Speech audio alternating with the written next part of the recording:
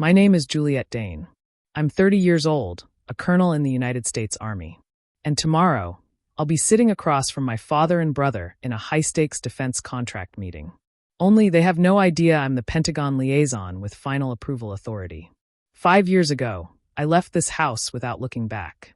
I'd grown tired of being the disappointment, the daughter who threw away her future by choosing military service over business school. My father once told me the Army was for people without real options. That was the last meaningful conversation we had. Tonight, I'm back home for family dinner. My mother will talk about Logan's promotion. My father will nod with pride. And someone will ask me if I'm still moving around a lot. I won't argue. I won't correct them. Because tomorrow, when their boss calls me Colonel Dane in front of a room full of executives, the silence will speak for itself. Let them have tonight. Tomorrow, everything changes. The driveway was narrower than I remembered. My old car used to fit here with room to spare. But now my rented black SUV seemed too sharp, too out of place beside my mother's aging minivan. I turned off the engine and sat in silence, letting the hum of the heater fade. My palms were dry now, military calm they'd call it, but my stomach still churned like it used to before deployment. The porch light was on, casting a warm yellow glow over the chipped welcome mat and faded front door. Nothing had changed. Not the cracked steps, not the brown hedges in desperate need of trimming, and certainly not the feeling that waited for me inside. That particular blend of being unseen and hyperanalyzed all at once. I rang the doorbell out of habit. Juliet. My mother called from the kitchen. She didn't come to the door. It's open. Of course it was. I pushed it open and stepped inside. Same floral scent. Same wall of framed photos. My brother's graduation, his wedding, his 2 boys. No pictures of me in uniform. Not even the commissioning portrait I sent 5 years ago. Dinner's almost ready, my mother said without looking up as I stepped into the kitchen. Logan and Mariel are on their way. Logan just got another promotion. You'll never believe it. I smiled politely. That's great, Mom. You'll have to congratulate him. He's leading the entire systems integration team now. Everyone at your father's company says he's going places. That phrase, going places, used to haunt me. It always sounded like a train I missed. Now it was just noise. The dining room table was set for 6. There was no name card, but the seating was implied. Logan at the head, Dad on his right, Mom between them, and me somewhere that didn't matter. Logan and Mariel arrived exactly on time, as always. He wore the kind of blazer that says, "I'm important but not trying too hard," and she brought a bottle of wine none of us would actually enjoy, but would all pretend to appreciate. "Hey, Jules," Logan said as he hugged me briefly, already looking over my shoulder toward Dad. "Long time." 5 years, I replied. He blinked, clearly unsure if I was joking. I wasn't. We ate roast beef, mashed potatoes, and the same side salad Mom had made since I was 10.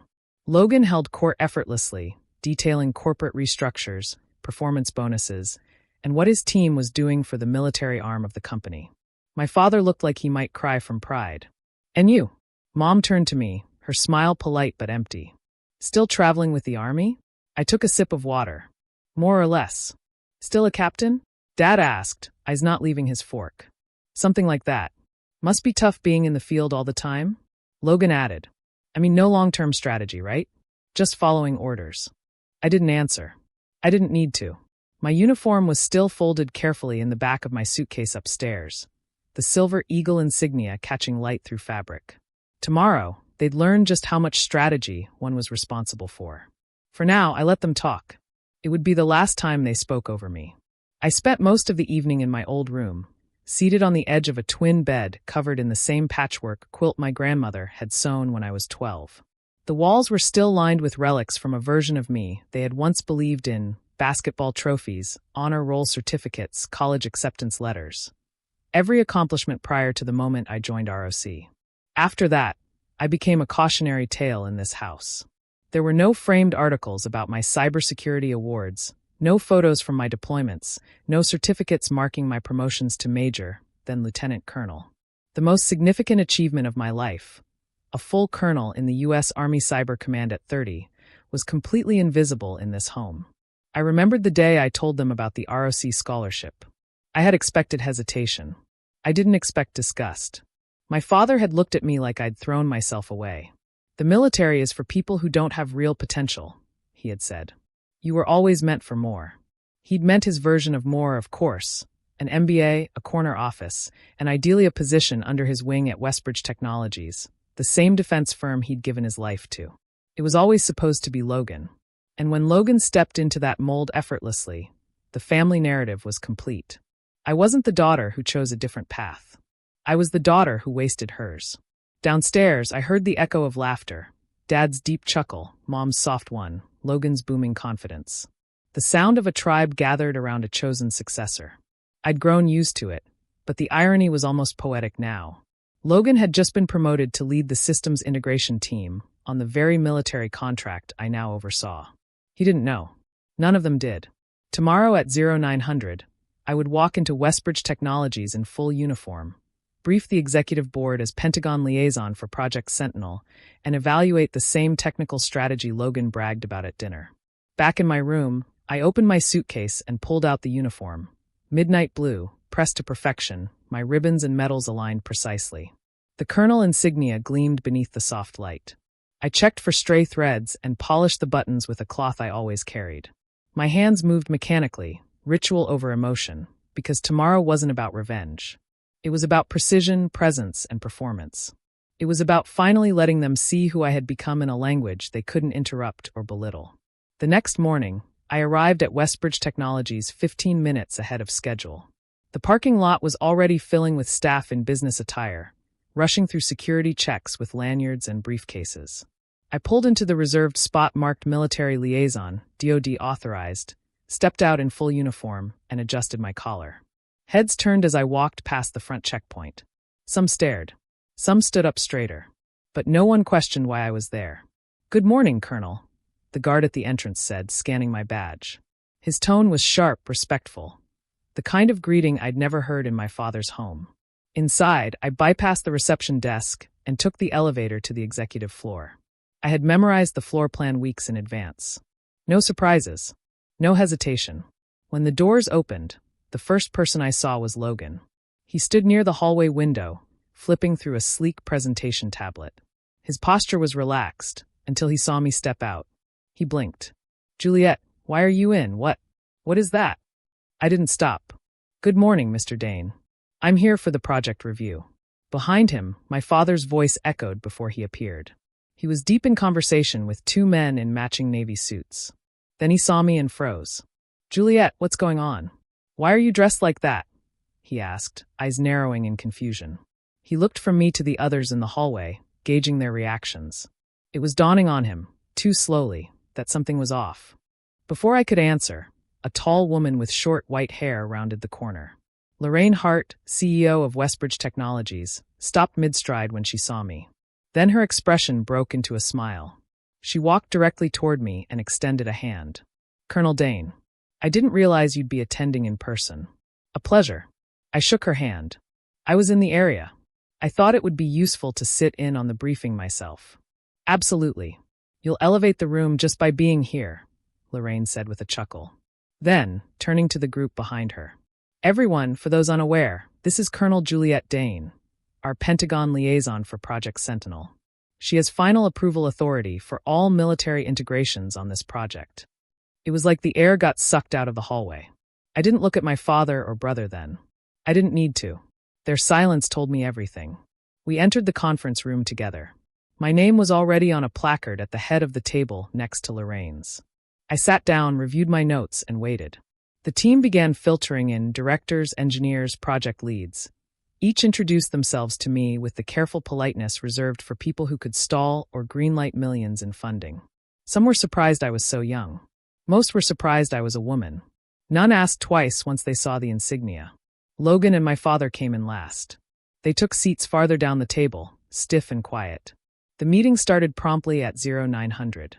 Lorraine opened the session, then turned it over to me. "As we begin, I'd like to thank Colonel Dane for joining us in person.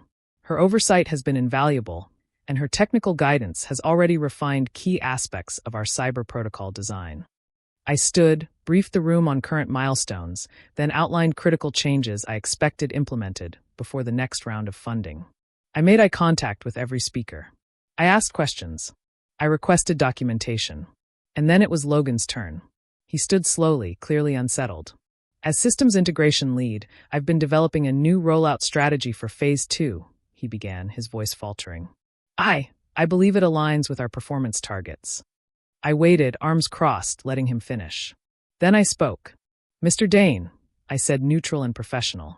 Could you clarify how your proposed method accounts for the latency threshold specified in our last Pentagon memo?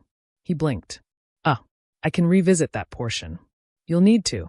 Our benchmarks are non-negotiable. Please revise the protocol draft and submit it by close of business Thursday. He nodded quickly. Yes, ma'am. For a moment, the room was still. Then we moved on. I took control of the next discussion item as if nothing had happened. But everything had. The meeting ended just after noon. Lorraine wrapped up with a few remarks about transparency and collaboration, then turned to me. Colonel Dane will remain on site through tomorrow for follow-up assessments. Please extend full access and support.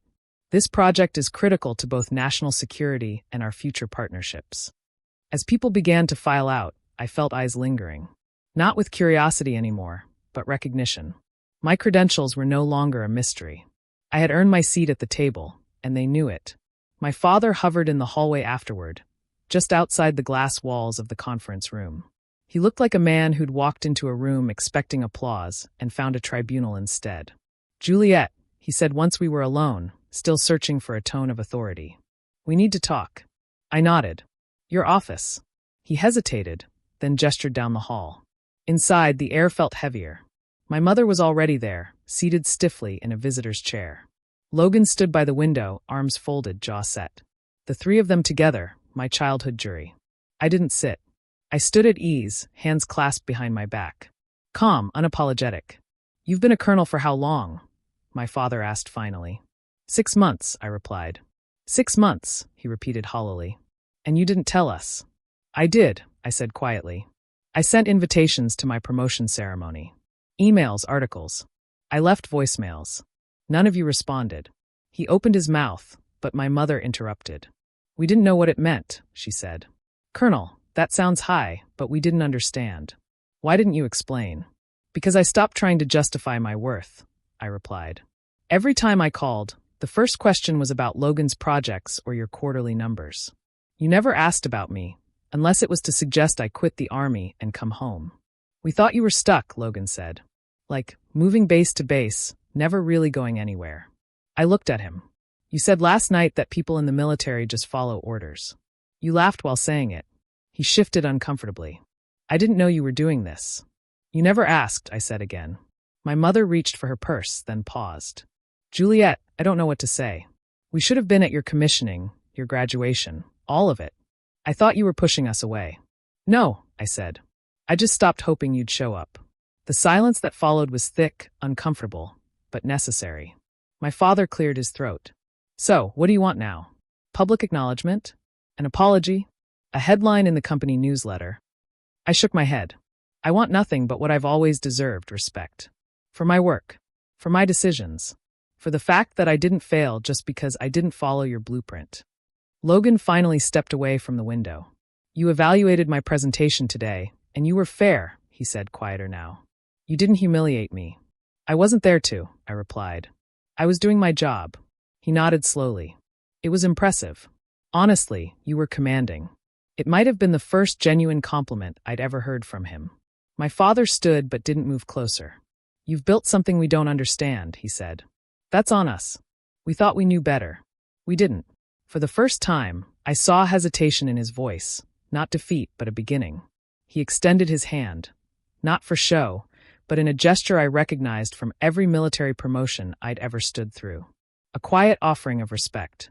Colonel Dane, he said, voice rough. I owe you an apology. I underestimated you completely. I took his hand. Firm grip. No bitterness, just closure. I accept. My mother blinked quickly, then stood. We'd like to try again, if you'll let us. One step at a time, I said. And for the first time in years, I believed that might actually happen.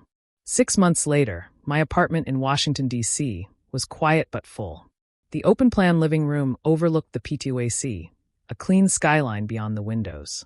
My bookshelf held medals tucked between cybersecurity textbooks and a few framed mission commendations. Not too much. Just enough. That night, my family joined me for dinner. At my table, On my ground.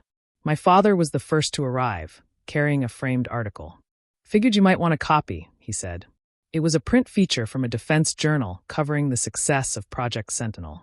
My photo was at the center, me in full dress uniform, standing beside General Armstrong and Lorraine Hart. He handed it to me like it was fragile. I've had this up in my office for a few months now, he added, eyes not quite meeting mine. Thanks, Dad, I said. It means something. My mother followed a few minutes later, holding a warm pie tin with both hands. Apple, she said with an awkward smile. Still your favorite, right? It is. She glanced around the apartment. So clean. So organized. I don't know how you keep it like this.